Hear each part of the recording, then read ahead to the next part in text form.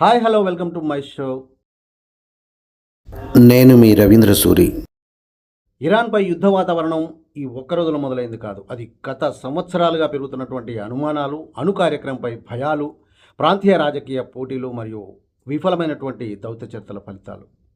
ఇది కేవలం 2-3 దేశాల మధ్య జరిగే వివాదం అని మాత్రం అనుకోవద్దు. మొత్తం మిడిల్ ఈస్ట్ ప్రాంత భవిష్యత్తుపై ప్రభావం చూపే సంఘటన ఇది. శాంతి చర్చలు తిరిగి ప్రారంభమైతేనే స్థిరత్వం సాధ్యమవుతుంది.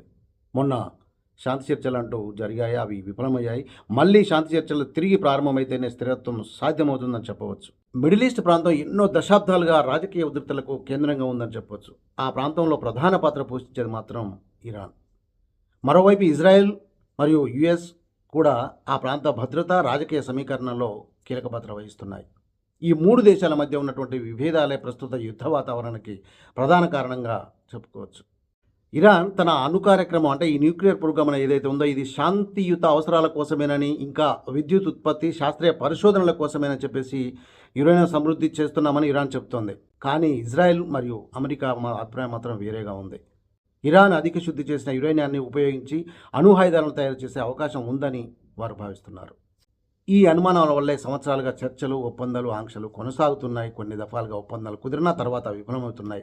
చర్చలు ఫలించకపోవడంతో పరస్పర అవిశ్వాసం మరింత పెరిగింది. ఇజ్రాయెల్ దృష్టిలో ఇరాన్ ఒక పెద్ద భద్రతా ప్రమాదంగా కనిపిస్తోంది.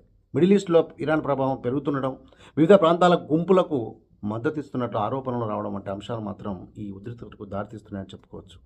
అమెరికా కూడా తన మిత్ర దేశాల భద్రతను కాపాడాలని భావిస్తోంది. ఈ నేపథ్యంలో ఇరాన్ అణు సామర్థ్యం పెరిగితే అది మొత్తం ప్రాంత స్థిరత్వాన్ని దెబ్బతీస్తుందని వారు భావిస్తున్నారు. ఉద్రిక్తతలు పెరిగిన తర్వాత పరస్పరం విమర్శలు, ఆంక్షలు మాత్రమే కాకుండా సైనిక చర్యలు కూడా ప్రారంభమయ్యాయి. వైమానిక దాడులు, క్షిపణి ప్రయోగాలు, సైనిక హెచ్చరికల పరిస్థితిని మరింత క్లిష్టం చేశాయి. ఒక దేశం చర్య తీసుకుంటే మరో దేశం ప్రతిచర్య చేయడం వల్ల ఉద్రిక్తత యుద్ధ స్థాయికి చేరింది. ఇప్పుడు అదే యుద్ధం జరగడానికి కారణమైంది.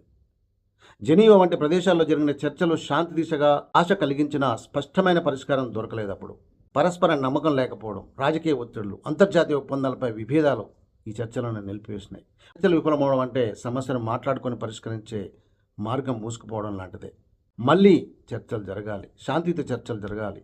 యుద్ధం నడుస్తుంది, ఈ యుద్ధం ఆపాలంటే మళ్ళీ చర్చలు జరగాలి, శాంతియుతంగా సమస్యలను పరిష్కరించుకోవాలి. ఇలాంటి మరో మంచి టాపిక్స్తో మళ్ళీ కలుద్దాం.